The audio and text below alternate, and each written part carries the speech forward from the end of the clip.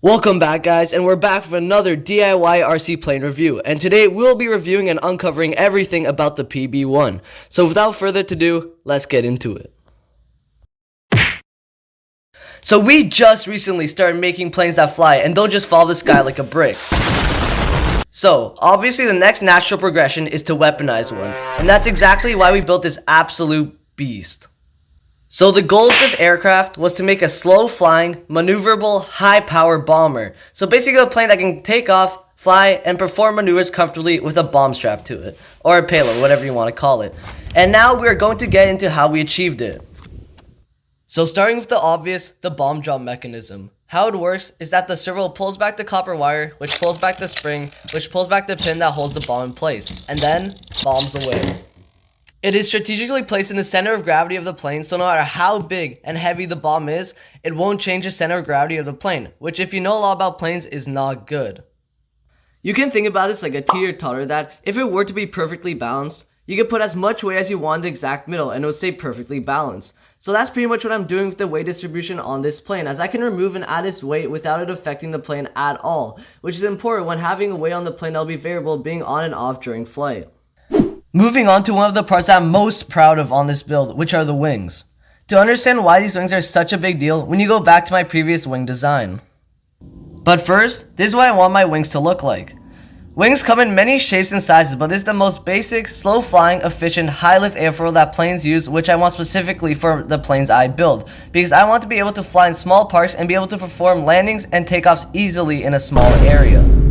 What I want to get out of this airfoil and add to the airfoil of my plane is the slight curve of the camber line that brings the trailing edge below the max thickness of the wing, giving it a lot of lift, and the clean trailing and leading edges for efficient lift, getting the most out of the air moving along the airfoil.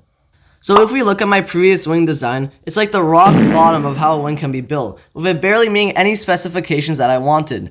And if it does meet a specification, it barely even counts. Let's go in order here. So yes, it has a good leading edge. Definitely does not have a good trailing edge with that staircase of an end, which is one of the most important parts. And definitely does not have a camber line anywhere close to where I wanted. The only thing that kept this wing good enough to keep the plane in the air was that I pitched the wing up a couple degrees to give it a bit of an angle of attack, to compensate for the lack of a good bomb curve in the wing. So basically I gave it a decent camber line by tilting the wing up a bit, but I still want to do a lot better than that. After seeing the problems from the wing, I found out that the biggest problem was that the foam board was too thick to make those fine edges of the wing, especially in the back. So, for the new wing, I cut the 5mm foam board in half in a couple places, making smooth finishes and bending of the wing much easier. With that, I was able to build a wing that was much more streamlined and aerodynamically efficient.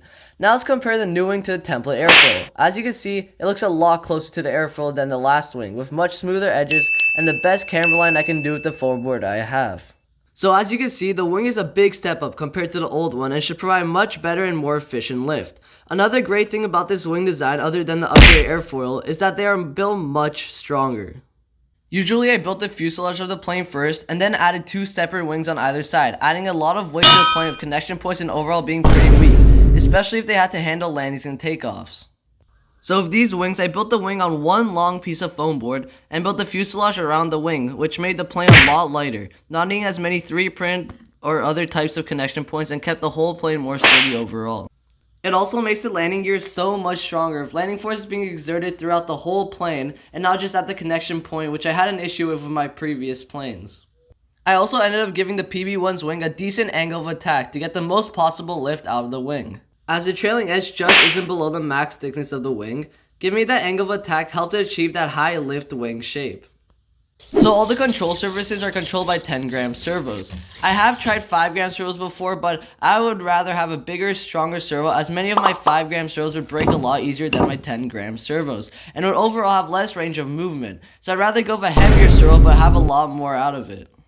The power unit I'm using for this plane is a mix of many things I just put together like a puzzle, like the receivers from a crashed F-15, the ESCs from a flight test kit, and I got a motor off of Amazon that matched the one that I actually cooked from the flight test kit, because that was back when I was still figuring things out. If you dig a 6-foot hole, how deep is that hole? It's about like 20 feet. This combo worked out with me flawlessly for 2 planes now, and will make it through this one. Other cool features of the PB1 are the fully 3-print wheels that screw into the wing. The wheels are probably one of the hardest parts to build, needing to be light and really strong to be able to take the impacts of takeoffs and especially landings.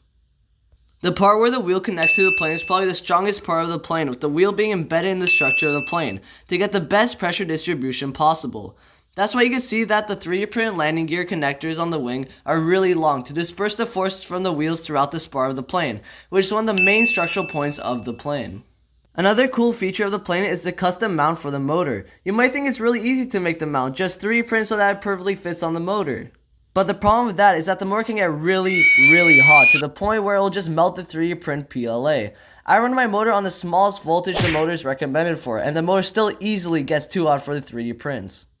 So the way I built the mount is by using a 3D printed piece to guide me where the screws and other necessary holes need to be. Then I glue on 2 pieces of thin wood, which in this case I use big popsicle sticks, on each side and then drill out the holes in the wood that the 3D print piece has.